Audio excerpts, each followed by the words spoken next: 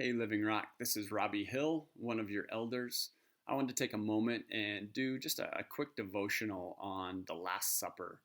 I'm going to read from Luke 22, verses 14 through 20.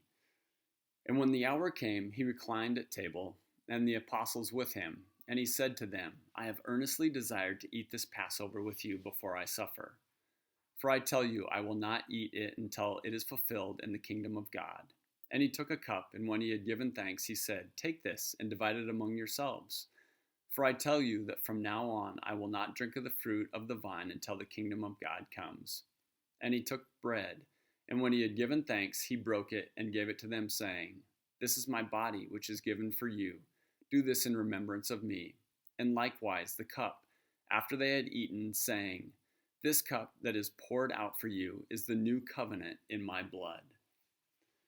As they were getting ready just to celebrate the Passover meal, I'm sure there was just a sense of looking back to why this was instituted when Israel was in Egypt, and they had to take the blood of a lamb that became a covering. If they put that on their doorpost, that the angel would pass over them.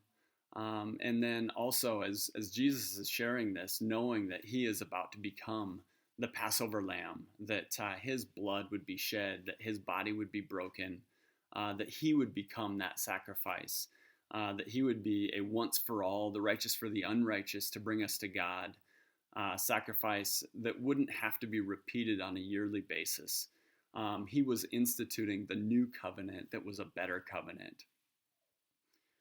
It also just kind of stands out to me that Jesus says that he earnestly desires to share the Passover meal with his disciples, even though knowing that they would desert him, that they would deny him, that one of them would betray him, that even later in the evening they would be arguing among themselves who was the greatest. And Jesus, his desire was to care for them. He was washing their feet.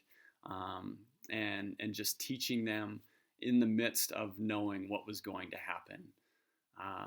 This just kind of reminds me of Romans 5:8 that says, But God demonstrates his own love for us in this, while we were still sinners, Christ died for us. And it's just a great feeling to know that even in my failings, Christ loves me, and he is just willing to die for me when I was still an enemy of God. He was willing to be that sacrifice. So I hope you have a great day, and I hope you have just a great time celebrating Easter and celebrating our risen Lord.